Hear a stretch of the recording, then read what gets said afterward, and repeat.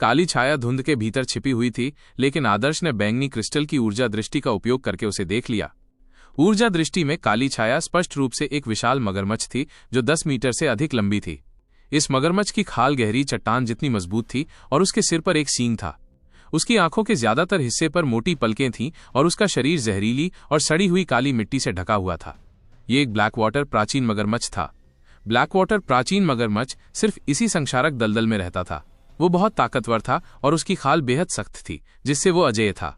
इसकी लाशें, विशेषकर सड़ी हुई लाशें खाने की अजीब आदत थी। आदर्श अभी भी जिंदा था, लेकिन इससे कोई फर्क नहीं पड़ता था। उसे कभी कभार कुछ ताज़ा खाने से कोई एतराज नहीं था। वो आदर्श को मारकर कीचड़ में घसीटकर उसे खाने के लिए इस्तेमाल भी कर सकता था। ब्लैक वाटर के प्राचीन मगरमच्छ को देखकर आदर्श का मन खिल उठा। उसके मुंह का कोना ऊपर की ओर मुड़ गया। ब्लैक वाटर प्राचीन मगरमच्छ अपनी पूंछ हिलाते हुए धीरे धीरे आदर्श की ओर तैर रहा था। उसका विशाल शरीर कीचड़ को हटा रहा था। ब्लैक वाटर प्राचीन मगरमच्छ आकार में बड़ा होने के बावजूद बेहद फुर्तीला था। एक बार शिकार पर झपटने के बाद वो धीरे धीरे उसके पास पहुंचता था। शिकार के भाग जाने पर वो तेजी से बाहर निकलता और बिजली की तरह तेज वार करता। आदर्श जैसे शिकार के सामने, जो कमजोर और छोटा लग रहा था लेकिन भागने का कोई इरादा नहीं रखता था, ब्लैक वाटर प्राचीन मगरमच्छ को यह अजीब लगा। उसकी अंबर जैसी आंखें आदर्श की हर हरकत पर टिकी थीं। आदर्श ने चुपचाप अपना गगन धनुष निकाला। उसकी ऊर्जा दृष्टि के साथ ब्लैक वाटर प्राचीन मगरमच्छ के पास छिपने का कोई रास्ता नहीं था। आदर्श द्वारा अपने हथियार को वापस लेने से ब्लैक वाटर प्राचीन मगरमच्छ क्रोधित हो गया। वो दहाड़ा और भयावह गति से आदर्श को मारने के लिए झपटा। आदर्श तेजी से पीछे हट गया और धनुष की डोरी के जोर से टकराने के साथ ही एक ठंडी सीटी जैसी आवाज आई, जैसे ही एक तीर ब्लैक वाटर प्राचीन मगरमच्छ के पेट में लगा। धमाका! तीर के सिरे में मौजूद युआन क्यूई फट गया, जिससे चारों ओर कीचड़ उड़ गया। ब्लैक वाटर के प्राचीन मगरमच्छ को दर्द हुआ। हालांकि उसका पेट शल्कों से ढका हुआ था, फिर भी जोरदार विस्फोट से खून बहने लगा। हुश हुश हुश! आदर्श लगातार अपने धनुष से तीर छोड़ रहा था। ब्लैक वाटर प्राचीन मगरमच्छ अपने शरीर को सिकोड़कर अपने मजबूत कवच से हमलों का सामना करने की कोशिश कर रहा था। युआन क्यूई लगातार फट रहा था और पवन पीछा तीरों ने दलदल में कीचड़ का तूफान खड़ा कर दिया था। कीचड़ के दलदल में ब्लैक वाटर प्राचीन मगरमच्छ बहुत क्रोधित था। उसने कभी ये उम्मीद नहीं की थी कि जिस कमजोर शिकार पर उसने कब्जा किया था वो उसे इतनी दयनीय स्थिति में पहुंचा देगा। वो गुर्राया और उसका विशाल शरीर दलदल से उछल पड़ा। उसकी लंबी पूंछ पत्थर के खंभे की तरह नीचे गिर पड़ी और वो आदर्श की ओर झपटा। आदर्श ने अपनी गति तकनीक का चरम प्रदर्शन किया और कई प्रतिबिंबों में बदल गया और एक छलांग के साथ वो 30 मीटर से भी ज्यादा दूर पहुंच गया। पूंछ तो नहीं टकराई, लेकिन जब वो जमीन पर गिरी तो बहुत जोरदार धमाका हुआ, जिससे भारी मात्रा में कीचड़ उड़ गया। आदर्श ने 1000 सेना वाली कृपाण का इस्तेमाल उड़ते कीचड़ को रोकने के लिए किया, फिर मुड़कर भाग गया। ब्लैक वाटर प्राचीन मगरमच्छ गुर्राया और आदर्श का पीछा करने लगा। उसका विशाल शरीर कीचड़ की लहरें छोड़ रहा था। ये तेजी से आदर्श का पीछा करते हुए ब्लैक वाटर दलदल से निकलकर उजाड़ भूमि में पहुंच गया। ब्लैक वाटर प्राचीन मगरमच्छ तेज था, लेकिन सिर्फ कीचड़ में ही। दलदल से बाहर निकलते ही उसकी गति साफ तौर पर कम हो गई। कुछ देर तक गुस्से से आदर्श का पीछा करने और कुछ किलोमीटर की यात्रा करने के बाद ब्लैक वाटर प्राचीन मगरमच्छ को बेचैनी महसूस होने लगी। दलदल से बहुत दूर निकल जाने के कारण उसे खतरे का एहसास हुआ। ये धीमा हो गया और ब्लैक वाटर दलदल में लौटने के बारे में सोचा, लेकिन इस समय आदर्श भी रुक गया। आदर्श मुस्कुराया। इस बड़े आदमी को यहाँ फुसलाना आसान नहीं था, तो वो इसे कैसे भागने दे सकता था। आदर्श ने अपना गगन धनुष लिया, अपने अंतरिक्षीय वलय से एक तीर निकाला और धनुष पर प्रत्यंचा चढ़ाई। ये देखकर कि आदर्श के पास भागने की कोई योजना नहीं है और वो उस पर हमला करने की योजना बना रहा है, ब्लैक वाटर प्राचीन मगरमच्छ ने फिर से गुर्राहट की और आदर्श पर हमला कर दिया। आदर्श ने एक दुष्ट मुस्कान दी और अपनी उंगलियां छोड़ दी और एक उल्का पिंड की तरह तीर छोड़ दिया। तीर सीटी की आवाज के साथ हवा में घुस गया। ब्लैक वाटर प्राचीन मगरमच्छ अपनी मजबूत रक्षा प्रणाली से वाकिफ था, इसलिए उसे आदर्श के तीर का डर नहीं था। तीर उसके सीधे तीर से टकराया, लेकिन जिस क्षण तीर ब्लैक वाटर प्राचीन मगरमच्छ को लगा, पेंग! एक भयानक विस्फोट हुआ। तीर के सिरे के भीतर छिपा हुआ मनका फट गया। मकड़ी के जाले जैसी ऊर्जा की लहरें एक रहस्यमयी हिम शक्ति के साथ निकली। तुरंत ही जहां भी ऊर्जा की लहरें छूती, वो स्थान सफेद बर्फ के क्रिस्टल में बदल जाता। अपनी दिव्य वन यात्रा के लिए आदर्श ने विशेष रूप से कई खाली तीर के सिरे तैयार किए थे। फिर उसने उनमें विभिन्न प्रकार के मनके जड़ दिए थे। आदर्श ने इस प्रकार के लगभग 6 हिम ऊर्जा सरणी मोती तैयार किए थे।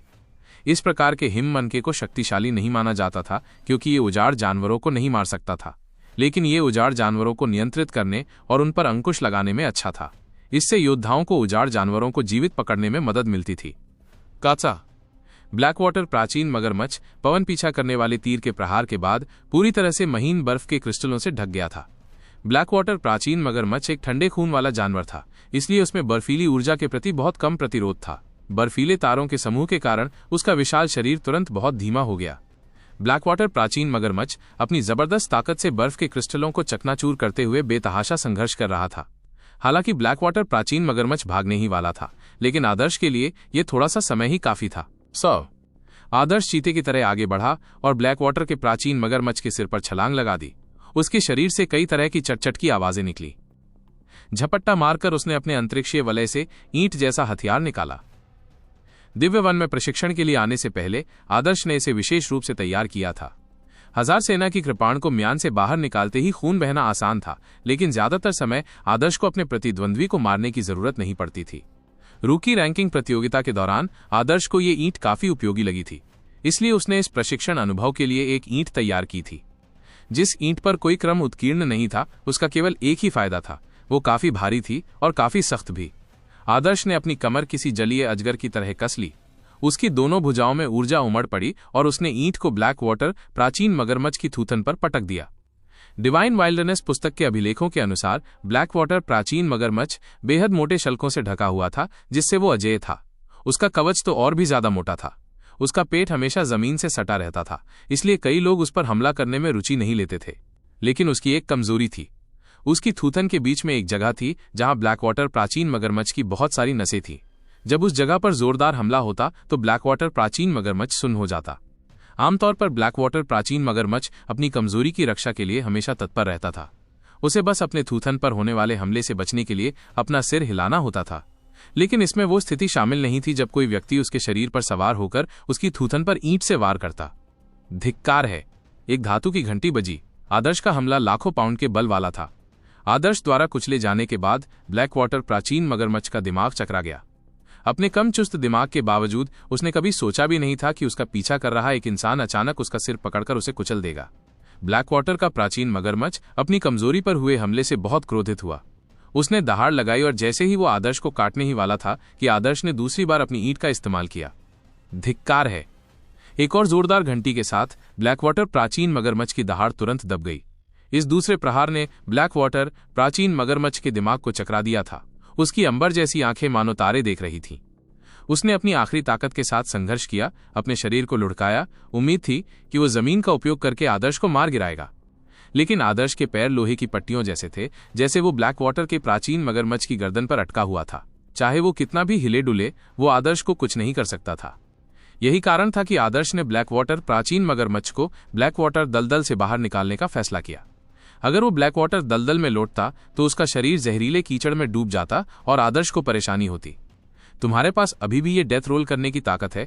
आदर्श ने हंसते हुए तीसरी बार ईंट से वार किया। डोंग। आदर्श ने ब्लैक वाटर प्राचीन मगरमच्छ की थूथन तोड़ दी। ब्लैक वाटर प्राचीन मगरमच्छ के शरीर में ऐंठन होने पर खून बहने लगा। जब से उसका शरीर उस तीर से जम गया था, उसकी गति धीमी हो गई थी, जिससे आदर्श आसानी से उसके कमजोर बिंदु पर हमला कर सकता था। Dong Dong. चौथा, पांचवां और छठा प्रहार। आदर्श को धमाका करने की लत लग गई।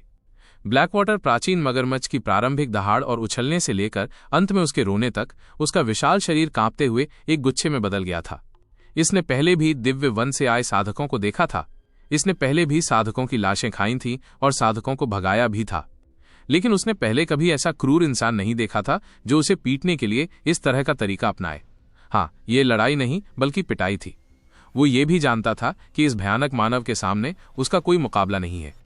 ब्लैक वाटर प्राचीन मगरमच्छ को बुरी तरह पिटने के बाद बेहाल होते देख आदर्श धीरे से रुक गया। उसके पैर अभी भी ब्लैक वाटर प्राचीन मगरमच्छ की गर्दन पर जमे हुए थे। वो सुनहरी ईंट अभी भी ब्लैक वाटर प्राचीन मगरमच्छ की थूथन पर लटकी हुई थी। ब्लैक वाटर प्राचीन मगरमच्छ के लिए ये एक भयानक खतरा था। तुम, आदर्श ने कहा, मुझे नहीं पता कि तुम मेरी बात समझ पाओगे या नहीं, लेकिन अब तुम मेरी अस्थायी सवारी बनोगे और मुझे ब्लैक वाटर दलदल पार कराओगे। अगर तुम्हारे मन में कोई नापाक विचार आया, जैसे कि दलदल में आधे रास्ते में गोता लगाना, तो मैं तुम्हें गारंटी देता हूं कि तुम्हारा थूथन तुरंत खिल जाएगा। आदर्श ने एक हाथ में ईंट और दूसरे हाथ में हजार सेना का कृपाण थाम रखा था।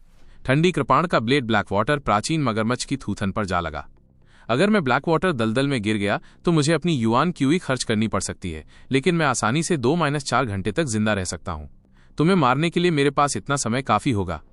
जैसे ही आदर्श ने ये शब्द कहे, 1000 सेना वाली कृपाण ब्लैक वाटर प्राचीन मगरमच्छ की थूथन पर फिसल गई। हालांकि इसने ब्लैक वाटर प्राचीन मगरमच्छ के शल्कों को नहीं काटा, लेकिन इसने थूथन को एक ऐसी ठंडक दी जिससे ब्लैक वाटर प्राचीन मगरमच्छ बुरी तरह डर गया। उजाड़ जानवरों की बुद्धि स्वाभाविक रूप से ज्यादा होती है। अब जब उसकी जान खतरे में थी और आदर्श ने उसे पीटा था, तो उसे आदर्श के इरादे समझ आ गए थे।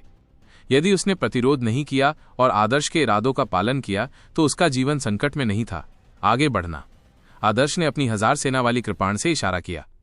ब्लैक वाटर का प्राचीन मगरमच्छ कुछ देर के लिए स्तब्ध रह गया। आखिरकार उसे आदर्श के इरादे समझ में आए। फिर वो आदर्श के इशारे की दिशा में रेंगने लगा। धीरे धीरे वो तेजी से रेंगने लगा और ब्लैक वाटर दलदल की ओर बढ़ने लगा। ब्लैक वाटर प्राचीन मगरमच्छ को सवारी बनाकर आदर्श अपने शरीर को दलदल में जाने और बड़ी मात्रा में युआन क्यूई बर्बाद होने से बचा पाया। इसलिए आदर्श को बस युआन क्यूई का इस्तेमाल करके दलदल को दूर भगाना था।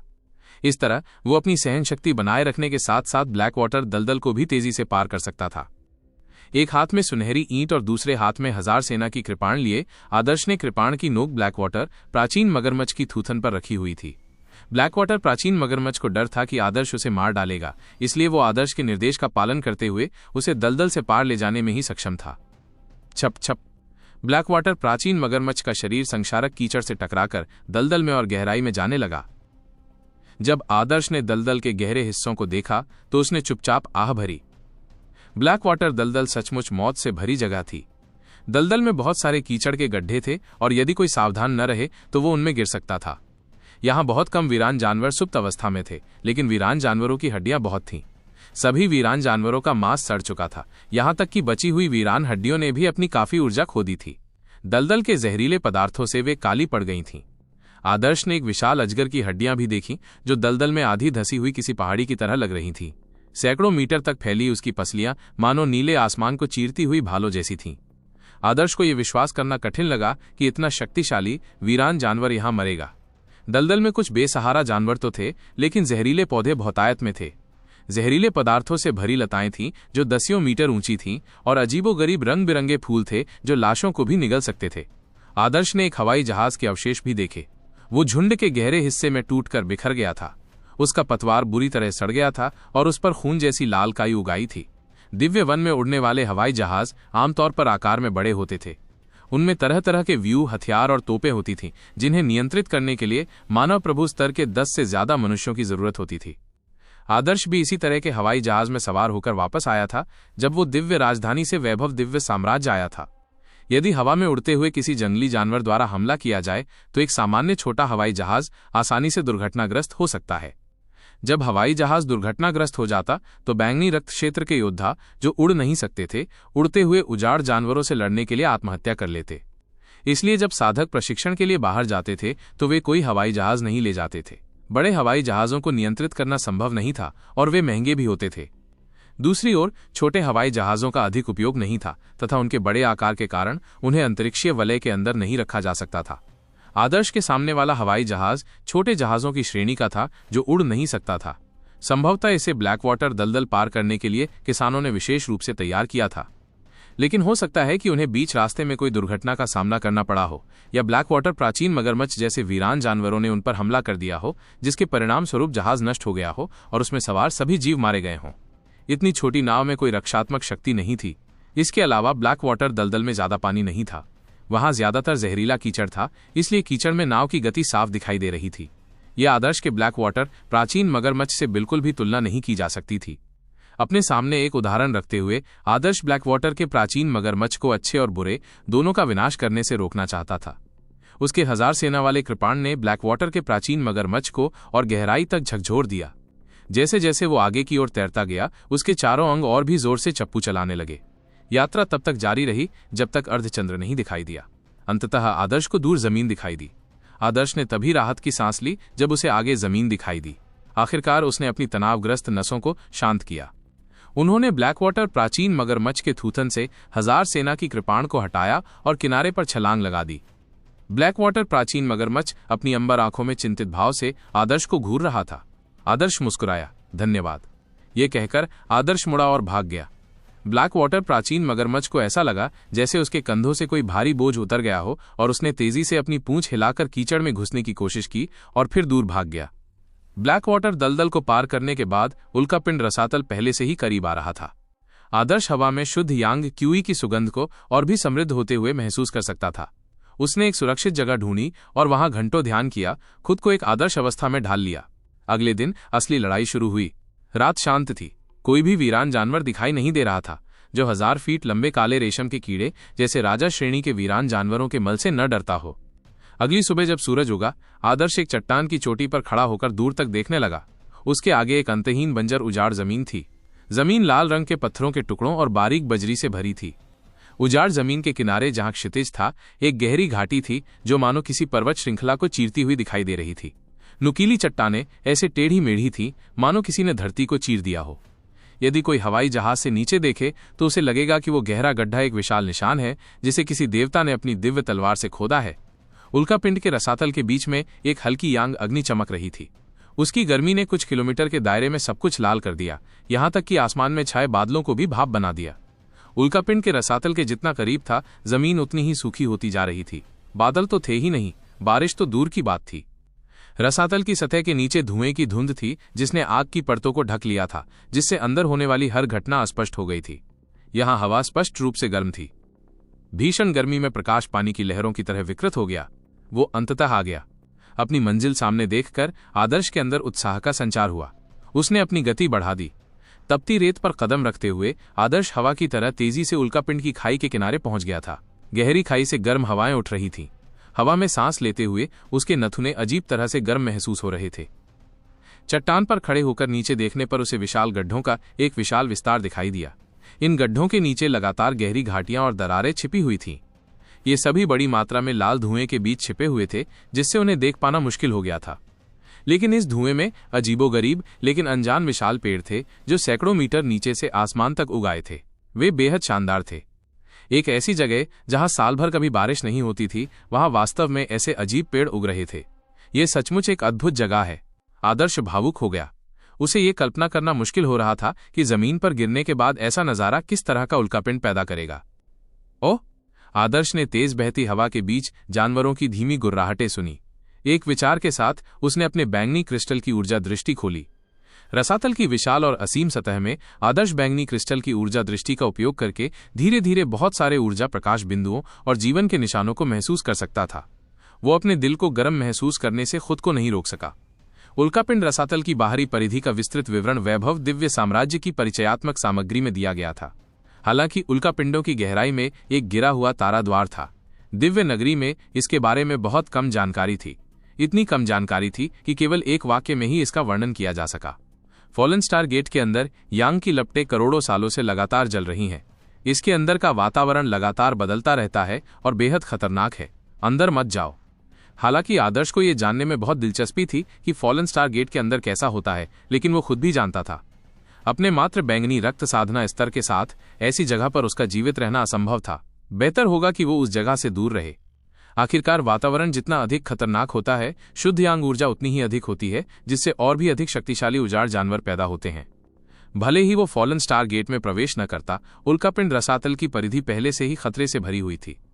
वैभव दिव्य नगर के करोड़ों वर्षों के इतिहास में उल्कापिंड रसातल में अज्ञात संख्या में साधक मारे गए थे तथा शक्तिशाली उजाड़ जानवरों का भोजन बन गए थे। इन पिछले उदाहरणों के साथ आदर्श बेहद सावधान था। मन शांत होने के बाद आदर्श की आंखों की रोशनी तेज हो गई। एक गहरी सांस लेकर उसने एक दिशा चुनी और एक विशाल पक्षी की तरह गहरे लाल रंग की खाई की ओर छलांग लगा दी। उल्कापिंड रसातल की परिधि कुछ 100 मीटर ऊंची थी। उतरते समय आदर्श एक चट्टान से चिपक गया और 1000 सेना के कृपाण का इस्तेमाल करके चट्टान के किनारे से टकराया, जिससे चट्टानें उड़कर उसकी उतराई धीमी हो गई। पेंग! आदर्श जमीन पर भारी रूप से गिरा, जिससे गहरे लाल रंग की धूल उड़ी। ऊपर देखने पर उसने देखा कि आकाश गहरे लाल रंग के धुएं से ढका हुआ था। आदर्श एक विशाल शिलाखंड के नीचे था। वो बंजर शिलाखंड एक छोटे से पहाड़ जैसा था जिसके ऊपर सूखे पेड़ खड़े थे। ये पेड़ गहरे रंग के थे और धात्विक आभा से चमक रहे थे। उनकी कुछ शाखाओं पर हल्की सुनहरी कलियां खिली हुई थीं, जो उनकी प्रबल जीवन शक्ति का प्रतीक थीं। उल्कापिंड रसातल में आदर्श ने अपनी ऊर्जा दृष्टि को चालू रखा। छप छप! आदर्श को बहते पानी की आवाज सुनाई दी। इस आवाज ने आदर्श को चौंका दिया। उल्कापिंड के रसातल में बारिश नहीं होती और उसके उच्च तापमान के कारण वहां नदी कैसे हो सकती है? आदर्श ने अपने कानों से उस आवाज का पीछा किया और देखा कि उससे लगभग 10 मीटर दूर एक नदी एक पहाड़ी को लपेटे हुए बह रही है। जब आदर्श पास गया तो हैरान रह गया। इस धारा से एक ठंडक निकल रही थी। बस हल्के से छूने पर उसे हड्डियों तक ठंडक का एहसास हुआ। तापमान निश्चित रूप से हिमांक बिंदु से नीचे था। आदर्श हैरान रह गया। ये नदी क्या है? नदी का पानी साफ था, जिससे उसे तल दिखाई दे रहा था। उसमें ताड़ के आकार की पारदर्शी मछलियां तैर रही थीं। जब आदर्श इस अजीब नदी पर विचार कर रहा था तो उसकी ऊर्जा दृष्टि में कुछ परिवर्तन हुआ। अचानक आसमान में तेज हवा चलने लगी और सीटी बजने लगी। कोई चीज तेजी से हवा को चीरती हुई आ रही थी। आदर्श ने ऊपर नहीं देखा, क्योंकि वो पहले से ही अपनी ऊर्जा दृष्टि से जानता था कि उसके ऊपर की ध्वनि क्या थी। ये एक अजीब जानवर था, जिसका सिर गाय का था लेकिन शरीर बकरी का। इसकी पीठ के पीछे नुकीले पंजे और पंख थे। जब उसने अपने पंख फैलाए तो वो 9 मीटर से भी ज्यादा लंबा था। आदर्श के सिर पर उसकी एक बड़ी परछाई पड़ रही थी। 2 पंखों वाला बैल दानव। आदर्श नीचे झुक गया, मानो उसके सिर के पास से तेज हवा चल रही हो। 2 पंखों वाला बैल दानव अपने धातु के पंजों से, जो ब्लेड जैसे लग रहे थे, नीचे की ओर चीर रहा था। अगर वो उसे लग जाता तो उसका सिर धड़ से अलग हो जाता। आदर्श ने अपना शरीर जमीन से सटाकर दूर हट गया। गगन धनुष उसके हाथ में आ गया और उसने तेजी से उस बेबस जानवर के सिर पर एक ऐसा घातक तीर चलाया जो किसी उल्कापिंड की तरह था। बैंगनी क्रिस्टल की दृष्टि से आदर्श दोहरे पंखों वाले बैल दानव को साफ देख सकता था। ये तीर दोहरे पंखों वाले बैल दानव की कमजोरी पर निशाना साधा गया था। दोहरे पंखों वाला बैल दानव काले पानी वाले प्राचीन मगरमच्छ से कहीं कमजोर था। उसके पंख काले लोहे जैसे मजबूत थे, लेकिन उसका पेट बेहद मुलायम था, जो उसकी कमजोरी थी। 2 पंखों वाला बैल दानव अपने तेज हमले की फिराक में था। खतरा महसूस होने के बावजूद नजदीकी होने के कारण उसे चकमा देने में बहुत देर हो चुकी थी। पवन के तीरों ने दोहरे पंख वाले बैल दानव के पेट को छेद दिया था। धमाका! दोहरे पंखों वाला बैल दानव चट्टानों से जोर से टकराया। उसके पेट से शुद्ध यांग ऊर्जाएं निकलीं। उल्कापिंड रसातल की सबसे दूर की परिधि में उजाड़ जानवर काफी कमजोर थे, इसलिए आदर्श के लिए दोहरे पंख वाले बैल दानव से निपटना बहुत आसान था। जैसे ही आदर्श दोहरे पंख वाले बैल दानव के आत्मा चिन्ह को अवशोषित करने वाला था, उसने अचानक एक कर्कश आवाज सुनी। अचानक तेज तलवारें आकाश में उठीं। आदर्श थोड़ा स्तब्ध रह गया और उस तरफ देखने लगा जहां से आवाज आ रही थी। यहां और भी लोग थे। आदर्श की आंखों में एक चमक सी दौड़ गई और उसकी नजर धुंध की परतों को चीरती हुई चली गई। उसने तुरंत दूर का दृश्य देखा। एक किशोर लड़का और लड़की एक विशाल लाल चींटी से लड़ रहे थे। आदर्श ने भी इस लाल चींटी को पहचान लिया। यह धात्विक अग्नि चींटी थी। इसका शरीर लाल कवच से ढका हुआ था, जिससे ये लगभग अजेय थी। इसकी कमजोरी इसके एंटीना थे। एक बार इसके एंटीना कट जाने पर धात्विक अग्नि चींटी अंधी हो जाएगी। न केवल इसकी धारणा धीमी हो जाएगी, बल्कि इसे बहुत नुकसान भी होगा। जब ऐसा होता तो उसे मारना बहुत आसान हो जाता, लेकिन धात्विक अग्नि चींटी अपने एंटीना की बहुत सावधानी से रक्षा करती। जो कोई भी उसके एंटीना पर हमला करने की कोशिश करता, उसे पहले धात्विक अग्नि चींटी के भयंकर धात्विक चिमटों से निपटना पड़ता। नर मादा जोड़ी स्पष्ट रूप से धात्विक अग्नि चींटी से कमजोर थी, इसलिए वे खतरनाक स्थिति में थे। वे वैभव दिव्य साम्राज्य के साधक होने चाहिए। आदर्श ने उनकी वेशभूषा और साधना तकनीकों से यह निर्धारित किया कि वे दोनों वैभव दिव्य साम्राज्य से आए थे। वो थोड़ी दुविधा में था। वो तुरंत आगे नहीं बढ़ा। उसने देखा कि दोनों मुश्किल से स्थिति संभाल रहे थे, लेकिन वे इतनी जल्दी हार नहीं मानने वाले थे। उसे पहले शुद्ध यांग जानवर के निशान को अवशोषित करने की कोशिश करनी थी। ये पहला शुद्ध यांग उजाड़ जानवर था जिसे आदर्श ने उल्कापिंड रसातल में मारा था। वो अपनी पहली शुभ हत्या को व्यर्थ नहीं जाने दे सकता था, क्योंकि उजाड़ जानवर की मृत्यु के बाद बहुत देर हो जाने पर जानवर के निशान को संघनित नहीं किया जा सकता था। आदर्श ने अपनी आध्यात्मिक ऊर्जा के साथ बैंगनी क्रिस्टल के साथ संपर्क स्थापित किया और एक भंवर जैसी शक्ति प्रकट हुई, जो उस दोहरे पंख वाले बैल दानव से जुड़ गई जिसे आदर्श ने अभी अभी मारा था। वाह! जैसे ही उस वीरान जानवर का यांग सार निकाला गया, ऊर्जा घूमने लगी। हवा में मुट्ठी के आकार का 1-2 पंखों वाला बैल दानव जानवर का निशान, जो बिल्कुल जीवंत लग रहा था, बन गया। जैसे ही जानवर का निशान दिखाई दिया, वो तुरंत उड़ने की कोशिश करने लगा। एक विचार के साथ आदर्श ने उसे अपनी ओर खींचने के लिए एक बड़ी चूषण शक्ति का इस्तेमाल किया और जानवर का निशान तुरंत उसके शरीर में समा गया। आदर्श के शरीर में जानवर के निशान के प्रवेश करते ही उसका शरीर कांप उठा। उसने महसूस किया कि शुद्ध यांग ऊर्जा उसके शरीर में प्रवाहित हो रही है और फिर उसकी हड्डियों और रक्त में प्रवेश कर रही है और धीरे धीरे उसके दांत्यान में प्रवेश कर रही है। आदर्श द्वारा अवशोषित की गई शुद्ध यांग युआन क्यूई एक जलती हुई भट्टी की तरह थी। इसने आदर्श के शरीर की हड्डियों और रक्त को और भी अधिक कठोर बना दिया, जिससे सामंजस्य की प्रक्रिया और भी पूर्ण हो गई। जैसा कि अपेक्षित था, उल्कापिंड रसातल में वीरान जानवरों के पास अत्यंत समृद्ध और शुद्ध यांग युआन क्यूई है। मैं अंततः एक शुद्ध यांग टोटेम को संघनित कर सकता हूं। आदर्श ने 10,000 पशु कुलदेवता के अभिलेखों का अनुसरण किया और पशु चिन्ह का उपयोग करके एक शुद्ध यांग कुलदेवता बनाने का प्रयास किया।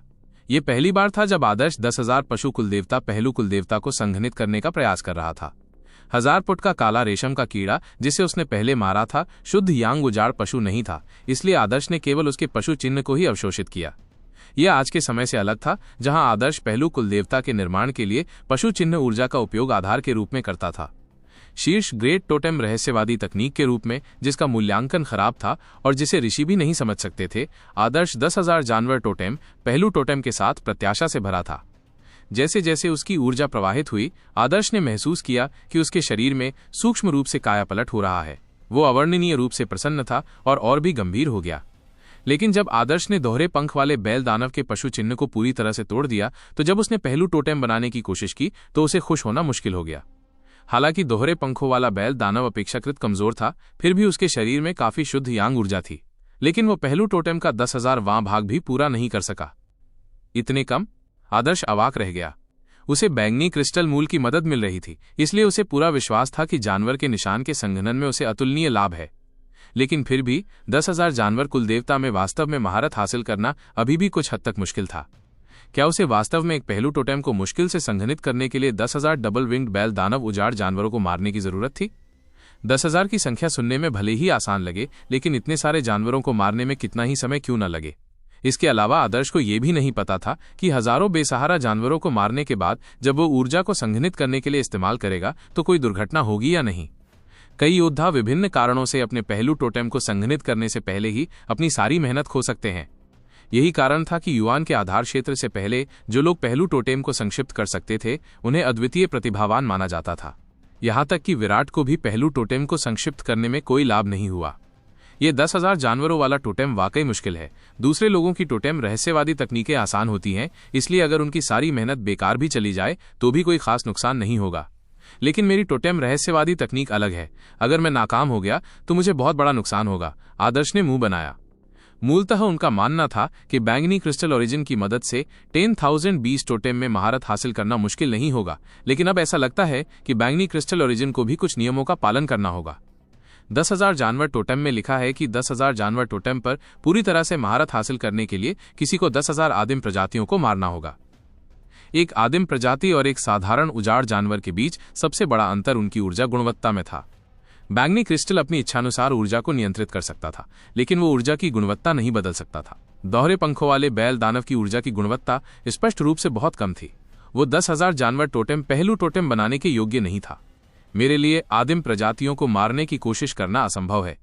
ऐसा लगता है कि मुझे और भी उच्च श्रेणी के शुद्ध यांग उजाड़ जानवरों को मारने की कोशिश करनी होगी।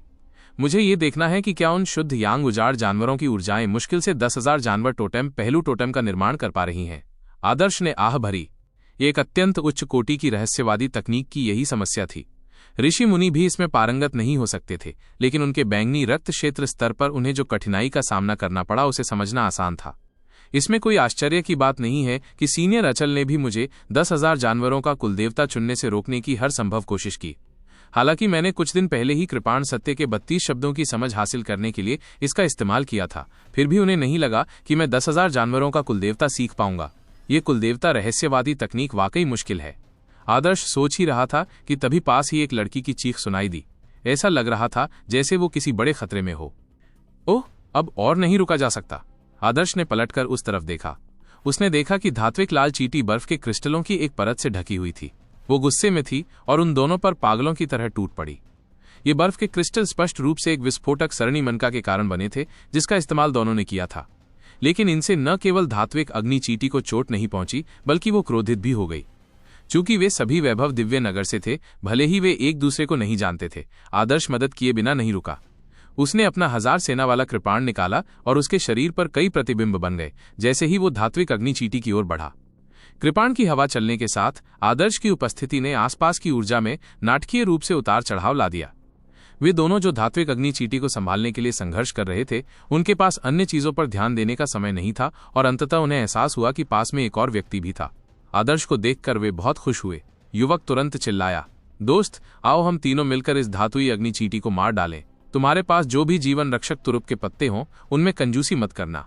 धातुई अग्नि चींटी को मारने के बाद तुम्हें सभी बेहतरीन सामग्रियां मिल जाएंगी। धात्विक अग्नि चींटी के हमले से युवक की आवाज तेज हो गई थी। उसे लग रहा था कि परिस्थितियां उसके लिए बहुत अनुकूल हैं। लेकिन इससे पहले कि वो अपनी बात पूरी करता, आदर्श हवा के तेज झोंके की तरह धात्विक अग्नि चींटी के सिर की ओर दौड़ पड़ा। आदर्श का लक्ष्य स्वाभाविक रूप से धात्विक अग्नि चींटी का एंटीना था। उस धात्विक अग्नि चींटी को शायद अंदाजा नहीं था कि एक छोटा सा इंसान अचानक उसके सामने आ जाएगा। क्षण भर की हिचकिचाहट के बाद उसने अपने दोनों एंटीना पीछे खींच लिए। उसी समय उसने अपने धातु जैसे चिमटे खोले और आदर्श को काटने की कोशिश की। धात्विक अग्नि चींटी के धात्विक चिमटे काले लोहे के स्तंभ को भी तोड़ सकते हैं। लड़की, जो ज्यादा दूर नहीं थी, चीख पड़ी। धात्विक अग्नि चींटी को संभालना बेहद मुश्किल था और सब जानते थे कि उसकी कमजोरी उसके एंटीना है, लेकिन उसके एंटीना पर हमला करना कहना जितना आसान था, करना उतना आसान नहीं था। धात्विक अग्नि चींटी की प्रतिक्रिया बहुत तेज थी और जल्दबाजी में ऊपर चढ़ने से न केवल धात्विक अग्नि चींटी के एंटीना पर हमला करना मुश्किल होगा, बल्कि धात्विक अग्नि चींटी के सबसे शक्तिशाली हमले का भी सामना करना पड़ेगा। लड़की ने अवचेतन रूप से उस दृश्य के बारे में सोचा जहां आदर्श को काटकर मार दिया गया था और उसका दिल भर आया। पल भर में आदर्श की प्रतिक्रिया तेज हो गई। उसने हवा में बीच में दिशा बदलने के लिए सूक्ष्मता की बड़ी सफलता का इस्तेमाल किया। उसी समय उसके अंतरिक्षीय वलय के एक झटके से एक काली किरण चमकी और आदर्श ने सुनहरी ईंट से हमला कर दिया। सुनहरी ईंट सीधे धातु अग्नि चींटी के मुंह पर लगी। आदर्श की ईंट पर भले ही कोई ऋण अभिलेख न हो, लेकिन चूंकि अत्यधिक कठोर पाले वाली धातु सबसे कठोर और भारी सामग्री थी, इसलिए धात्विक अग्नि चींटी के मस्तिष्क को आगे की ओर काटते ही झटका लगा। धात्विक अग्नि चींटी के चिमटे का तो कहना ही क्या। यह एहसास ऐसा था मानो किसी ने लाखों पाउंड के हथौड़े से उसका सिर कुचल दिया हो। शरीर चाहे कितना भी मजबूत क्यों न हो, चक्कर तो आ ही जाता था। उस क्षण में जब धात्विक अग्नि चींटी स्तब्ध थी, आदर्श ने 1000 सेना वाले कृपाण का उपयोग किया और धात्विक अग्नि चींटी के 2 स्पर्शकों पर निशाना साधा, जिससे ब्लेड कट गया। कृपाण क्यों भड़क उठा और आकाश में एक सफेद झरने की तरह चमक उठा। यद्यपि धात्विक अग्नि चींटी ने अपने एंटीना को वापस खींच लिया था, फिर भी वो शक्तिशाली ब्लेड से बच नहीं सकी। धात्विक अग्नि चींटी के 2 एंटीना उड़ गए। आदर्श ने उन्हें काट दिया था। धात्विक अग्नि चींटी ने ऐसी चीख मारी कि कान के पर्दे फट गए। धात्विक अग्नि चींटी तुरंत अंधी हो गई। दर्द के कारण वो बेतरतीब ढंग से गिर पड़ी, जिससे बड़े बड़े पत्थर गिर पड़े। धात्विक अग्नि चींटी का कवच उसके खोल के कारण कठोर नहीं था, बल्कि इसलिए कठोर था क्योंकि उसमें शुद्ध यांग ऊर्जा की एक परत थी। धात्विक अग्नि चींटी के एंटीना उसे दुनिया की शुद्ध यांग ऊर्जा से जुड़ने में सक्षम बनाते थे। एंटीना के बिना सारी ऊर्जा धात्विक अग्नि चींटी के घाव से बाहर निकल जाती, इसलिए उस पर हमला करना बहुत आसान हो गया। आदर्श ने लगभग 10 सेकंड तक इंतजार किया, क्योंकि धात्विक अग्नि चींटी पागल हो गई थी। उसने एक मौका देखा और अपनी पलक झपकते ही धात्विक अग्नि चींटी के सिर के सामने आ गया और तलवार उसके मुंह में घुसा दी। फुआ! आदर्श ने 1000 सेना वाली कृपाण निकाली और हरा रस छलक पड़ा। धात्विक अग्नि चींटी कुछ देर तक पागलों की तरह संघर्ष करती रही, फिर एक घर के आकार के बड़े पत्थर से टकराकर अंततः जमीन पर गिर पड़ी। आदर्श ने राहत की सांस ली। हो गया। ये धात्विक अग्नि चींटी पहले वाले दोहरे पंखों वाले बैल दानव से कहीं ज्यादा शक्तिशाली थी। अगर ऐसा न होता तो दोनों की हालत इतनी दयनीय न होती। इस समय आदर्श के पीछे वे दोनों, जो आदर्श के साथ सेना में शामिल होने की योजना बना रहे थे और धात्विक अग्नि चींटी से निपटने के लिए सभी तुरुप के पत्तों का उपयोग करना चाहते थे, पूरी तरह से स्तब्ध थे। वे आदर्श की पीठ को हैरानी से देखते रहे। उनके मुंह थोड़े खुले हुए थे और उन्हें बंद करने में उन्हें काफी समय लगा। ये छोटा सा लड़का लगभग 13 साल का लग रहा था और वो निश्चित रूप से एक नौसिखिया किसान था। फिर भी वो धातुई अग्नि चींटी को आसानी से मार सकता था। वो वस्तुतः एक मानव सदृश उजाड़ जानवर था। आदर्श ने धात्विक अग्नि चींटी को मारने के बाद अपनी कृपाण के एक वार से उसके दोनों पंजे काट डाले। धात्विक अग्नि चींटी के मरते ही उसकी आंतरिक युवान क्यूई क्षीण होने लगी, इसलिए दोनों पंजे आसानी से निकाले जा सके। भाई, क्या मैं आपका नाम जान सकता हूं? आदर्श के पीछे से एक युवक की आवाज आई। आदर्श ने मुड़कर देखा और जिस युवक का पीछा धात्विक अग्नि चींटी कर रही थी, उसने मुट्ठियां भींच लीं। मैं गिरीश हूं और ये मेरी छोटी बहन प्रवाहिका है। हम वैभव दिव्य साम्राज्य के 2य वर्ष के साधक हैं। युवक ने अपना परिचय देने के बाद आगे कहा, अगर ये भाई न होता तो आज हमें जीवन रक्षक व्यूह रचना बर्बाद करनी पड़ती। अगर ऐसा होता तो हमें उल्कापिंड रसातल छोड़ना पड़ता। कई साधक प्रशिक्षण अभियान पर निकलने से पहले जीवन रक्षक डिस्क एरे खरीदने के लिए ड्रैगन स्केल रूनों की एक बड़ी रकम खर्च करते थे। इसका इस्तेमाल अपनी जान बचाने के लिए अंतिम उपाय के रूप में किया जाता था। जीवन रक्षक डिस्क एरे का इस्तेमाल हो जाने के बाद उन्हें शहर लौटने पर विचार करना पड़ता था। अगर ऐसा नहीं किया जाता तो गंभीर रूप से घायल होने या यहां तक कि मौत होने की संभावना बहुत ज्यादा होती थी। इससे पहले कि आदर्श कोई जवाब दे पाता, हवा में एक तेज आवाज सुनाई दी। तलवार लिए एक लड़की और एक हट्टा कट्टा आदमी तेजी से उनकी ओर दौड़े। गिरीश, प्रवाहिका, क्या तुम ठीक हो? तलवार चलाने वाली युवती एक साये की तरह थी और कुछ ही चमक के साथ वो गिरीश और प्रवाहिका के सामने प्रकट हुई। वहां आए लोगों को देखकर आदर्श चौंक गया। ये पुरुष और महिला जोड़ी वास्तव में विशांत और निनाद थे। वो जानता था कि विशांत और निनाद इस समय प्रशिक्षण के लिए बाहर गए थे, लेकिन उसने कभी उम्मीद नहीं की थी कि वे उल्कापिंड रसातल में होंगे। विशांत को देखकर आदर्श को एहसास हुआ कि जिन कुछ महीनों में वो उससे नहीं मिला था, उसकी आंतरिक युवान क्यूई और भी शुद्ध हो गई थी। वो शायद युवान के मूल क्षेत्र में प्रवेश करने की तैयारी में पहले से ही ऊर्जा इकट्ठा कर रही थी। उसकी साधना का स्तर पहले ही बैंगनी रक्त के शिखर पर पहुंच चुका है, आदर्श ने सोचा। हालांकि उसने स्वर्ग की आंख बना ली थी, फिर भी वो एक नजर में विशांत के सटीक साधना स्तर का पता नहीं लगा पा रहा था। बहन, आप इतनी जल्दी आ गई। विशांत को देखकर प्रवाहिका खुश हो गई और उसने विशांत के हाथ पकड़ लिए। तभी आदर्श को ध्यान आया कि उन सभी का उपनाम एक ही था। वे भी संभवतः रक्षक ड्यूक के परिवार से ही थे। प्रवाहिका और गिरीश उम्र में भले ही बड़े हों, लेकिन विशांत के सामने उनका कोई मुकाबला नहीं था। हाँ, मुझे तुम्हारा संकट संकेत मिला और मैं दौड़कर यहां आ गया। और आदर्श, मुझे उम्मीद नहीं थी कि मैं तुम्हें यहां देखूंगा। क्या संयोग है। विशांत ने आदर्श को पहले ही देख लिया था। विशांत आदर्श की दिल से बहुत प्रशंसा करती थी। तो तुम आदर्श हो? कोई आश्चर्य नहीं कि इतनी कम उम्र में तुम में इतनी ताकत है। प्रवाहिका और गिरीश ने स्वाभाविक रूप से आदर्श का नाम सुना था, लेकिन उन्होंने उसे कभी प्रत्यक्ष रूप से नहीं देखा था।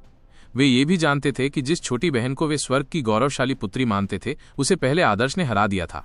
यह सचमुच एक संयोग है। दरअसल मेरा उल्कापिंड रसातल में होना बिल्कुल सामान्य बात है, लेकिन मिस विशांत के बारे में, आप तो बर्फ के नियमों का पालन करती हैं, आप यहाँ उल्कापिंड रसातल में क्यों हैं? विशांत मुस्कुराया और बोला, उल्कापिंड की खाई आसपास से सारी शुद्ध यांगची सोख लेती है। उल्कापिंड की खाई के नीचे एक ऐसी जगह है जहां अत्यधिक यिन है। उस अत्यधिक यिन भूमि से एक बर्फीली नदी बहती है। मैं पिछले कुछ दिनों से यहां प्रशिक्षण ले रहा हूं।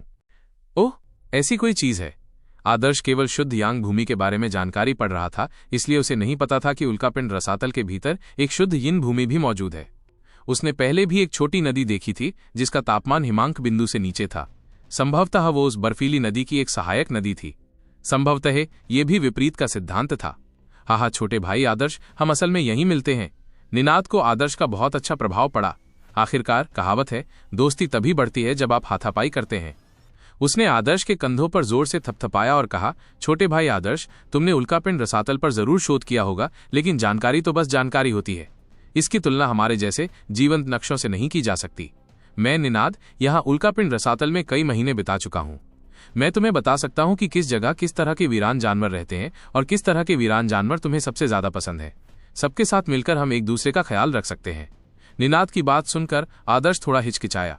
उल्कापिंडों का रसातल वाकई बहुत खतरनाक जगह थी। अकेले सब कुछ संभालना बहुत थका देने वाला था। खासकर रात में आराम करते समय उन्हें बहुत सतर्क रहना पड़ता था। ये बेहद थका देने वाला काम था, लेकिन अकेले रहने के भी फायदे थे। आदर्श दुविधा में था। तभी निनाद ने कहा, छोटे भाई आदर्श, इस धात्विक अग्नि चींटी को तुमने मार डाला। जल्दी से अपने पहलू टोटेम को संघनित करने का प्रयास करो। हालांकि युवान आधार क्षेत्र से पहले पहलू टोटेम को संघनित करना बहुत मुश्किल है, लेकिन छोटे भाई आदर्श की प्रतिभा के साथ अभी भी एक मौका है। निनाद के ऐसा कहने पर सभी लोग आदर्श की ओर देखने लगे और उसके द्वारा जानवर का निशान बनाने की प्रतीक्षा करने लगे। वे देखना चाहते थे कि आदर्श जैसे दोहरे प्रतिभाशाली व्यक्ति, जो कृपाण सत्य और वैभव दिव्य पवित्र तकनीक दोनों को साधने में कामयाब रहे, किस प्रकार के राक्षस चिन्ह को प्राप्त कर पाएंगे। आमतौर पर बैंगनी रक्त के अंतिम चरण में योद्धाओं को जानवर के निशान को संघनित करना बहुत कठिन लगता था, यहां तक कि वे उसे संघनित करने में असमर्थ भी हो जाते थे। उदाहरण के लिए, निनाद एक जानवर के निशान को गाढ़ा नहीं कर पाया। वो उल्कापिंड रसातल में सिर्फ प्रशिक्षण और ड्रैगन स्केल रून अर्जित करने आया था। समूह को जिज्ञासु बच्चों की तरह अपनी ओर देखते देख आदर्श खुद को असहाय महसूस कर रहा था। अकेले होने का फायदा यह था कि वो बिना किसी हिचकिचाहट के, बिना किसी की नजर पड़े, किसी जानवर के निशान को गाढ़ा कर सकता था। आदर्श को बैंगनी क्रिस्टल से बनाए गए जानवर के निशान और दूसरों के निशान में अंतर का अंदाजा नहीं था। ये ज्यादा अजीब तो नहीं लगेगा, है ना? तुमने जो जानवरों के निशान बनाए हैं वे कैसे दिखते हैं? आदर्श ने लापरवाही से पूछा। अगर ये बहुत अलग दिख रहे हैं तो इसका मतलब है कि उसने इन लोगों के समूह के साथ रहने की योजना नहीं बनाई है। ये एक रोएदार छोटे जानवर जैसा दिखता है। एक खतरनाक स्थिति से बचने के बाद प्रवाहिका स्पष्ट रूप से बहुत उत्साहित था और जवाब देने के लिए दौड़ा। वो अभी तक युवान फाउंडेशन क्षेत्र में प्रवेश नहीं कर पाई थी, लेकिन दुर्लभ अवसरों पर वो एक जानवर चिन्ह को संघनित करने में सक्षम थी। हालांकि वो अभी भी एक पहलू टोटेम को संघनित करने से बहुत दूर थी। आदर्श, क्या तुमने पहले कभी जानवर के निशान को गाढ़ा करने की कोशिश नहीं की? गिरीश ने पूछा। मैंने कोशिश की है, आदर्श ने जवाब दिया। अपनी आध्यात्मिक ऊर्जा को बैंगनी क्रिस्टल के साथ जोड़कर उसने जानबूझकर बैंगनी क्रिस्टल के ऊर्जा नियंत्रण को कम कर दिया। चूंकि जिस जानवर के निशान को सभी ने संक्षेप में दर्शाया था वो एक छोटा सा फजी जानवर था, तो शायद ये बहुत ज्यादा अपमानजनक नहीं था। सबसे अच्छा जानवर निशान वो संघनित ऊर्जा में अधिक था। इस विचार के साथ आदर्श के डेंटियन ने एक भंवर का निर्माण किया। धात्विक अग्नि चींटी से निकली शुद्ध यांग ऊर्जा भंवर द्वारा खींच ली गई और तेजी से संघनित हो गई। प्रकाश के छोटे छोटे मोती जो जुगनुओं जैसे दिखते थे आकाश में एक सुनहरी चींटी के आकार में संघनित हो गए। चींटी बहुत जीवंत लग रही थी, मानो उसका अपना जीवन हो। एक विचार के साथ चींटी आदर्श की ओर उड़ चली। इस समय प्रवाहिका, गिरीश और उनके साथी जो आदर्श के आसपास थे, चींटी जानवर का निशान देखकर पीले पड़ गए। उनके हाव भाव ऐसे थे मानो उन्होंने कोई भूत देख लिया हो। ये बहुत तेज और आसान था। आदर्श की प्रतिभा अद्भुत थी, इसलिए उसका जानवर के निशान को संक्षिप्त कर पाना कोई अजीब बात नहीं थी, लेकिन यह जानवर का निशान तो बहुत ही हास्यास्पद था। जानवर का निशान आदर्श के डेंटियन में उड़ गया और गायब हो गया। आदर्श ने महसूस किया कि उसके शरीर के भीतर एस्पेक्ट टोटेम भ्रूण रूप में थोड़ा सा सुधार हुआ है, लेकिन यह अभी भी वास्तव में संघनित होने से बहुत दूर था। उसने अपना सिर घुमाया और प्रवाहिका, गिरीश और कंपनी के आश्चर्यचकित भावों को देखा। क्या मेरा जानवर का निशान अजीब है? आदर्श ने पहले ही बैंगनी क्रिस्टल के ऊर्जा नियंत्रण को थोड़ा कमजोर कर दिया था, क्योंकि सामान्य उजाड़ जानवर उसके 10,000 जानवर टोटेम में ज्यादा योगदान नहीं देते थे। अजीब? प्रवाहिका का दिल जोर से धड़क रहा था। यह अजीब से भी ज्यादा अजीब है। तुमने जो जानवर का निशान हमारे मुकाबले में गाढ़ा किया है वो। प्रवाहिका को समझ नहीं आ रहा था कि वो इसे शब्दों में कैसे बयां करे। वो अब आदर्श के साथ नहीं रहना चाहती थी, क्योंकि इससे उसे बहुत धक्का लगा था। माना जाता था कि उसमें एक पहलू कुल देवता को संघनित करने की कुछ प्रतिभा थी, क्योंकि वो कम से कम बैंगनी रक्त क्षेत्र में एक पशु चिन्ह को संघनित करने में सक्षम थी। इसके विपरीत निनाद जैसे लोग एक पशु चिन्ह को संघनित करने में भी सक्षम नहीं थे। लेकिन आदर्श की तुलना में वास्तव में कोई तुलना नहीं थी। इस समय विशांत ने कहा, आदर्श, क्या आप जानते हैं कि वैभव दिव्य साम्राज्य के प्रशिक्षक क्या सोचेंगे यदि उन्होंने आपके द्वारा एक जानवर के निशान को संघनित करने का यह दृश्य देखा? जब हम किसी जानवर के निशान को गाढ़ा करते हैं तो वो लगभग एक मूंगफली के आकार का होता है। इसका आकार आपके जानवर के निशान का लगभग 10वां हिस्सा होता है। इसके अलावा जब विशांत वहां पहुंची तो उसने आह भरी, तुमने जो जानवर का निशान गाढ़ा किया था वो बिल्कुल सजीव लग रहा था। जहां तक हमारे जानवर के निशानों की बात है, वे धुंधले और अस्पष्ट चित्र हैं। गुणवत्ता में अंतर बहुत ज्यादा है। यहां तक कि जब कोई मानव स्वामी अपने पहलू कुल देवता एस्पेक्ट टोटेम विकसित करना चाहे तो भी वे जो जानवर का निशान गाढ़ा करेंगे वो शायद बिल्कुल वैसा ही दिखेगा जैसा तुम्हारे पास अभी था। विशांत को सचमुच आदर्श की कद्र करना नहीं आता था। वो तो मानो एक राक्षस था। उसके साथ रहने से उसके स्वाभिमान को बहुत ठेस पहुंचती थी। उसे 2 चीजों पर गर्व था, एक तो उसका एस्पेक्ट टोटेम और दूसरा उसकी कानून की गहरी समझ। अब जबकि आदर्श ने पूर्व को पूरी तरह से पीछे छोड़ दिया है, क्या वो बाद वाले को बनाए रखने में सक्षम थी? लगभग एक मानव भगवान के समान। जब आदर्श ने यह तुलना सुनी तो उसे यह ज्यादा बेतुका नहीं लगा। अगर ये किसी ऋषि जैसा ही होता तो वो सोच रहा था कि वो कैसी लहरें पैदा करेगा। भाई आदर्श, तुम मुझे कैसे जीने दे रहे हो? निनाद ने आदर्श का कंधा थपथपाया और मुंह बनाया। आदर्श की तुलना में पहलू टोटेम में उसकी प्रतिभा बेकार थी। बड़े भाई, तुम कौन सी टोटेम रहस्यवादी तकनीक सीख रहे हो? इस गति से तुम शायद 1 महीने से भी कम समय में पहलू टोटेम में पारंगत हो जाओगे। निनाद ने ईर्ष्या से पूछा। मैं कौन सी टोटेम रहस्यवादी तकनीक विकसित कर रहा हूं? आदर्श की भौहें तन गईं। वो परेशान था। निनाद वाकई एक जिज्ञासु बच्चा था। वो जो रहस्यमयी तकनीक सीख रहा था, अगर वो उसका जिक्र करता तो बहुत हैरान होता। नहीं, बल्कि यूं कहना चाहिए कि अगर उसका जिक्र होता तो लोग उसे पागल समझ लेते। लेकिन ऐसा नहीं लगता था कि वो इसे छुपाकर रख सकेंगे। अभी भी इसे राज ही रख रहे हो? जब तुम अपने एस्पेक्ट टोटेम में महारत हासिल कर लोगे तो इसे इस्तेमाल करते ही सबको पता चल जाएगा। टोटेम रहस्यवादी तकनीक को गुप्त रखने का कोई तरीका नहीं था। ये युद्ध तकनीक से अलग थी। वो जो रहस्यवादी तकनीक मैंने चुनी है उसे सीखना थोड़ा कठिन है, आदर्श ने अस्पष्टता से कहा। सीखना मुश्किल है? बिल्कुल। भाई आदर्श की प्रतिभा को देखते हुए आप इससे ज्यादा मुश्किल तकनीक क्यों नहीं चुन सकते? इस रहस्यवादी तकनीक की गुणवत्ता जरूर ऊंची होगी। आदर्श ने कभी उम्मीद नहीं की थी कि निनाद जो इतनी अच्छी दिखती थी, एक बार परिचित हो जाने के बाद इतनी बातूनी हो जाएगी। सबको अपनी ओर देखते हुए मानो वे उसके द्वारा चुनी गई रहस्यवादी तकनीक को लेकर बहुत उत्सुक थे। आदर्श केवल सूखी खांसी के साथ कह सका, मैंने 10,000 जानवरों का कुल देवता चुना। 10,000 जानवर टोटेम? जब रहस्यवादी तकनीक का नाम घोषित किया गया तो चारों लोगों की प्रतिक्रियाएं बिल्कुल अलग थीं। प्रवाहिका और गिरीश पूरी तरह से भ्रमित थे क्योंकि उन्हें समझ नहीं आ रहा था कि वो क्या है। जहां तक निनाद और विशांत की बात है, वे इसे सुनकर अचंभित रह गए। वे वैभव दिव्य साम्राज्य के सबसे मूल्यवान संसाधनों के संपर्क में थे, इसलिए उन्होंने स्वाभाविक रूप से 10,000 जानवर टोटेम को देखा था। क्या कहा तुमने? तुमने 10,000 जानवरों वाला टोटेम चुना जिसे ऋषि मुनि भी नहीं सीख पाते? निनाद ने उत्तेजित होकर आदर्श का हाथ पकड़ लिया। ये तो बहुत ही हास्यास्पद था। निनाद का उत्तेजित चेहरा देखकर आदर्श को गुस्सा आ गया। उसे अंदाजा भी नहीं था कि ये बदमाश छोटी छोटी बातों पर उत्तेजित हो जाता है। ठीक है, एक रहस्यवादी तकनीक जिसे ऋषि मुनि भी नहीं सीख सके थोड़ी हास्यास्पद लगती है। आदर्श, आपने वो रहस्यमय तकनीक क्यों चुनी? विशांत को ये बात समझ से परे लगी। आदर्श में पहलू कुलदेवता एस्पेक्ट टोटेम्स की अद्भुत प्रतिभा थी। अपने बैंगनी रक्त क्षेत्र के चरण में वो जानवरों के निशानों को संघनित करने में मानव शासकों जितना ही बल्कि उनसे भी बेहतर था। लेकिन ये केवल तब था जब उसकी तुलना मानव प्रभुओं से की गई थी।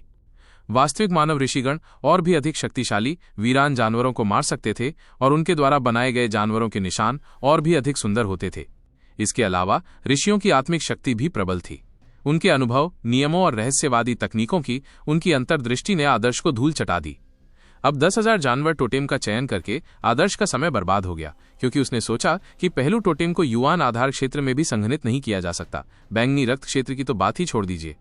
आदर्श, आपने जिस जानवर के निशान को संघनित किया और फिर अवशोषित किया, क्या इससे 10,000 जानवर टोटेम पहलू टोटेम को संघनित करने में कोई मदद मिली? विशांत ने आदर्श से पूछा।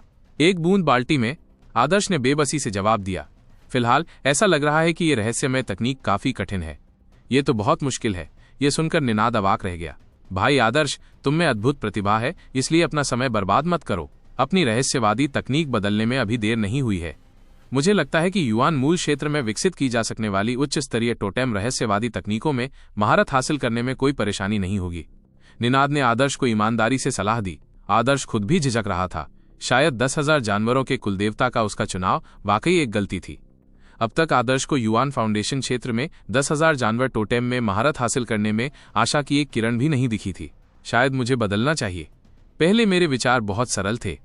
आदर्श को पहले से ही इस दृश्य का अंदाजा था जब उसने बूढ़े अचल को अपनी रहस्यवादी तकनीक बदलने के लिए पाया। बूढ़ा अचल एक आत्मसंतुष्ट नजर से मुस्कुराएगा जो मानो पिटाई के लिए तरस रहा हो। वो आदर्श का मजाक भी उड़ा सकता था। मुझे बहुत पहले से पता था कि तुम वापस आओगे। तुम्हारे पिता, मैं जिन पुलों पर चले हैं वे उन सड़कों से भी लंबे हैं जिन पर तुम 100 से ज्यादा बार चले हो। मेरी सलाह मानना गलत कैसे हो सकता है? जो तुमने गलत किया है उसे सुधारना एक महान पुण्य है। ये बूढ़ा आदमी, आदर्श ने सिर हिलाया, मैं उसे एक बार आत्मसंतुष्ट होने दूंगा। हालांकि 10,000 जानवरों के कुलदेवता की साधना असफल रही, फिर भी आदर्श को कोई अफसोस नहीं हुआ। उसे समझ हासिल करने के लिए ऐसी कोशिशें करनी पड़ी। इसके अलावा जब वो मानव स्वामी बन गया तो 10,000 पशु टोटेम की खेती करना बहुत मुश्किल नहीं होगा। ये तो सबसे बढ़िया है। विशांत ने सिर हिलाया। उसने आदर्श के फैसले का समर्थन किया। लेकिन आदर्श, तुम्हारी तो बड़ी आकांक्षाएं हैं। ऐसी रहस्यमयी तकनीक जिसे ऋषि मुनि भी नहीं सीख पाते, और वो भी बस एक अवशेष। विवरण पढ़ते ही मेरी रुचि ही खत्म हो गई। तुमने तो इसके बदले में कुछ और ही कर दिया। बस यही साहस मुझे प्रशंसा से भर देता है। जब मामला एक जैसा होता था तो ये व्यक्ति पर निर्भर करता था। अगर कोई सामान्य व्यक्ति 10,000 जानवरों का कुलदेवता चुनता तो विशांत सोचता कि उसके दिमाग में कोई समस्या है। लेकिन जब आदर्श ने इसे चुना तो ये आकलन अब पहले जैसा नहीं रहा। यह साहस का आकलन बन गया। चलो ट्रेनिंग करते हैं, मुझे एक अच्छी जगह पता है। निनाद हंसा और आगे बढ़कर रास्ता दिखाया। उसे कुश्ती लड़ना बहुत पसंद था। नौसिखिए रैंकिंग प्रतियोगिता के अलावा वो अपना सारा समय दिव्य वन में जानवरों को मारते हुए बिताता था। अच्छा, बाकी लोगों ने भी यही कहा। आदर्श अब अकेले यात्रा करना नहीं चाहता था। उसने पहले ही 10,000 जानवरों के कुलदेवता को अस्थायी रूप से त्यागने की प्रारंभिक योजना बना ली थी। अब इन लोगों का पीछा करने में कोई समस्या नहीं थी और ये ज्यादा सुरक्षित भी था। समूह एक पत्थर के जंगल से गुजरा और वहां उनकी मुलाकात कुछ जंगली जानवरों से हुई जिन्होंने अचानक हमला कर दिया, लेकिन समूह ने उन्हें आसानी से काबू कर लिया। निनाद ने जिस जगह का जिक्र किया था वो एक घाटी थी। जब आदर्श घाटी में दाखिल हुआ तो उसने पाया कि घाटी के भीतर शुद्ध यांग ऊर्जा अन्य जगहों की तुलना में ज्यादा तीव्र थी। ये उल्कापिंड रसातल में एक आध्यात्मिक शिरा जैसी थी। बेशक इसकी तुलना फॉलन स्टार गेट से नहीं की जा सकती। ये जगह वाकई बहुत अच्छी है। जैसे ही आदर्श ने ये कहा, उसने देखा कि यहाँ और भी लोग थे। ये लोग अपनी वेशभूषा से ही वैभव दिव्य साम्राज्य के साधकों जैसे लग रहे थे। और बीच में जो व्यक्ति था उसने बैंगनी रंग का उड़ता हुआ ड्रैगन सूट पहना हुआ था। उसके हाथ में बैंगनी रंग की तलवार थी और उसका व्यक्तित्व दबंग लग रहा था। आसपास के लोग बैंगनी तलवार लिए उस युवक का स्पष्ट सम्मान करते थे। चाहे उनकी बातें हों या व्यवहार, वे बैंगनी तलवार वाले युवक के प्रति अत्यंत सम्मानपूर्ण थे। ये प्रखर है, विशांत ने थोड़ा भौहें चढ़ाईं। वैभव दिव्य साम्राज्य के सभी राज परिवारों का उपनाम यांग था। वैभव दिव्य साम्राज्य में यांग भी एक बड़ा उपनाम था। अगर कोई सुपर परिवार कुलों के वंश वृक्ष का अनुसरण करे तो उनका वैभव दिव्य साम्राज्य के राज परिवार से रक्त संबंध होगा। प्रखर का परिवार भी उन्हीं परिवारों में से एक था। हालांकि वो सीधे तौर पर राजघराने से नहीं थे, फिर भी उन्हें शाही सम्मान मिलता था। इसके अलावा अपनी असाधारण प्रतिभा के कारण वे उड़ने वाले ड्रैगन का सूट भी पहन सकते थे। प्रखर तीसरे वर्ष के साधकों में सबसे प्रमुख लोगों में से एक, स्वर्ग सूची में शीर्ष 100 में और पृथ्वी सूची में 100 से थोड़ा ऊपर। इसके अलावा उन्होंने अपना स्वयं का संघ भी बनाया था, जिसका नाम पर्पल मेपल एसोसिएशन था। अध्यक्ष के रूप में वे वैभव दिव्य साम्राज्य के प्रभावशाली लोगों में से एक हैं। आदर्श के पास, गिरीश ने कहा। गिरीश जैसा व्यक्ति वैभव दिव्य साम्राज्य के सभी प्रभावशाली लोगों को जानता था। जैसे आदर्श और कंपनी ने प्रखर को देखा, प्रखर ने स्वाभाविक रूप से आदर्श को भी देखा। उसने कोई इशारा तो नहीं किया, लेकिन उसके गुर्गे आगे आए। रास्ता बनाओ, ये घाटी हमारी है। ये गुलाम बहुत पहले प्रखर के पारिवारिक कबीले में शामिल हो चुके थे। यांग परिवार की दबंग प्रतिष्ठा के चलते ये अक्सर अपना रौब दिखाते रहते थे। निनाद का तो और भी बुरा हाल था। इन छोटे छोटे बच्चों को अपनी ताकत का प्रदर्शन करते देख उसका चेहरा उतर गया। तुम क्या हो? क्या तुम्हें मुझसे बात करने का भी हक है? ये उल्का पिंडों की खाई किसी की नहीं है। यहाँ कोई भी ट्रेनिंग ले सकता है। तुम्हें हमें भगाने का क्या हक है? निनाद लगभग आगे बढ़ने ही वाला था, तभी गिरीश आगे आया और निनाद को पीछे खींच लिया। बूढ़े भाई निनाद, उनसे बहस मत करो, हमें बस कहीं और जाना है। प्रशिक्षण के दौरान आवेग में आकर कोई कदम न उठाना ही बेहतर होता है। प्रखर पृथ्वी सूची में 100 से थोड़ा ऊपर रैंक पर थे और युवान फाउंडेशन दायरे के मध्य चरणों के साथ ये सभी जोड़ उसे हराने के लिए पर्याप्त नहीं थे। बेशक निनाद जानता था कि प्रखर कितना ताकतवर है, लेकिन वो शांत नहीं हो पा रहा था। गिरीश, तुम किस बात से डरते हो? ऐसा तो नहीं है कि वो हमें मार सके। वैभव दिव्य साम्राज्य ने साधकों को एक दूसरे की हत्या करने से मना किया था। उन्होंने प्रत्येक साधक को जो पहचान चिन्ह दिया था, उसके भीतर एक विशेष व्यवस्था थी। ये पहचान चिन्ह प्रत्येक साधक द्वारा मारे गए उजाड़ जानवरों की संख्या दर्ज करता था। उजाड़ जानवर की शक्ति के अनुसार उन्हें एक संख्यात्मक अंक प्राप्त होता था। ये अंक स्वर्ग सूची की रैंकिंग में भी योगदान देता था। यदि ये सामग्रियों पर आधारित होता तो कुछ लोग स्वर्ग रोल में तेजी लाने के लिए निजी तौर पर उजाड़ जानवरों की सामग्री खरीद सकते थे। फिर स्वर्ग रोल अपनी विश्वसनीयता खो देता। इतना ही नहीं, अगर कोई साधक दूसरे साधकों की हत्या करता तो पहचान चिन्ह उसका रिकॉर्ड बना देता। अगर ऐसा कोई भ्रातृहत्या का मामला उजागर हो जाता तो उसे मौत की सजा सुनाई जाती। जब तक कोई व्यक्ति वैभव दिव्य साम्राज्य में वापस आए बिना दिव्य जंगल में नहीं रुकता और विशाल दिव्य वन में अगर विराट अपनी पूरी ताकत भी लगा दे तो भी वो बाहर नहीं निकल सकता था। ये लगभग आत्महत्या के समान था। जैसे ही निनाद आगे बढ़ने के लिए गिरीश का हाथ हटाने ही वाला था कि उसे एक भयानक दहाड़ सुनाई दी। घाटी की गहराई से एक सुनहरा बैल प्रखर की ओर झपटा। काले सोने का बैल। निनाद ने गहरी सांस ली। इस काले सोने के बैल में बहुत ताकत थी। इसकी खाल में जबरदस्त रक्षात्मक शक्ति थी जो धात्विक अग्नि चींटी से भी ज्यादा थी। और उससे भी ज्यादा महत्वपूर्ण बात यह थी कि काले सोने के बैल में लगभग कोई कमजोरी नहीं थी। यदि निनाद को अकेले ही काले सोने के बैल से लड़ना पड़े तो उसे बिल्कुल भी आत्मविश्वास नहीं होगा। इस समय काले सोने के बैल को अपनी ओर आते देख प्रखर के चेहरे पर उदासीनता छा गई। वो एक कदम आगे बढ़ा और अपनी तलवार से वार कर दिया। एक बैंगनी सुनहरी तलवार की किरण चमकी। प्रखर ने काले सोने के बैल के सिर में सीधा वार किया था। तलवार की किरण ने उसके दिमाग को चीर डाला।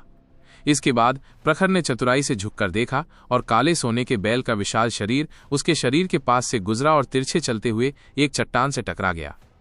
छप छप, चट्टान ढह गई और प्रखर ने एक ही वार में काले सोने के बैल को मार डाला। युवा स्वामी बहुत बलवान है। काले सोने के बैल को मारना मुर्गे को मारने जैसा है, बहुत आसान। अनुचरों ने तुरंत उनकी तारीफ की।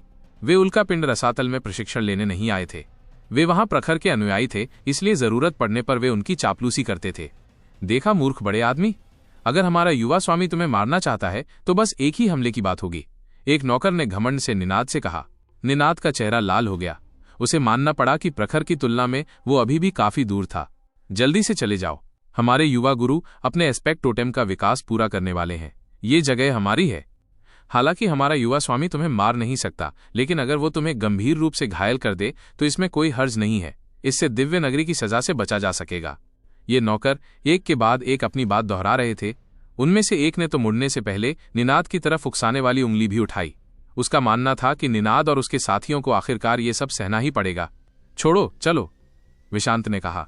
विशांत स्वाभाविक रूप से घमंडी थी, इसलिए वो इसे चुपचाप बर्दाश्त नहीं कर सकती थी, लेकिन वो इस विकट परिस्थिति के आगे बेबस थी। जब विशांत जाने वाली थी, उसने देखा कि आदर्श हिला तक नहीं। आदर्श? कोई जल्दी नहीं है, आदर्श मुस्कुराया। इन गुंडों से, जिनकी आंखें सिर के ऊपर लगी थीं, मिट्टी की मूर्तियां भी नाराज हो जाएंगी। लेकिन आदर्श ने इसे दिल पर नहीं लिया, नहीं ऐसा लग रहा था कि उसका जाने का कोई इरादा है। आदर्श, मुझे मत बताओ, तुम उन पर हमला करना चाहते हो? यह प्रखर युवान फाउंडेशन क्षेत्र के मध्य चरण में है। 2 महीने तक उसे ना देखकर विशांत ने अंदाजा लगा लिया था कि आदर्श की ताकत फिर से बढ़ गई है। लेकिन चाहे वो कितनी भी बढ़ जाए, वो मध्य अवस्था वाले युवान फाउंडेशन क्षेत्र के प्रतिभाशाली व्यक्ति के सामने टिक नहीं सकती थी। जब आदर्श ने दिगंत को हराया था, तब दिगंत का साधना स्तर युवान की नींव के करीब था। पर्पल ब्लड और युवान फाउंडेशन के बीच बहुत बड़ा अंतर था। नहीं, मुझे अपनी सीमाएं पता हैं। चलो, थोड़ी देर यहीं रुककर देखते हैं। आदर्श अपने मुंह के कोनों पर हल्की सी मुस्कान के साथ मुस्कुराया। आदर्श के होठों पर घुंघराले बाल देखकर विशांत का दिल अचानक धड़कने लगा। दरअसल आदर्श तो बस सामान्य रूप से मुस्कुरा रही थी, लेकिन विशांत की नजरों में उसे लगा कि इस मुस्कान में एक दुष्टता का भाव है।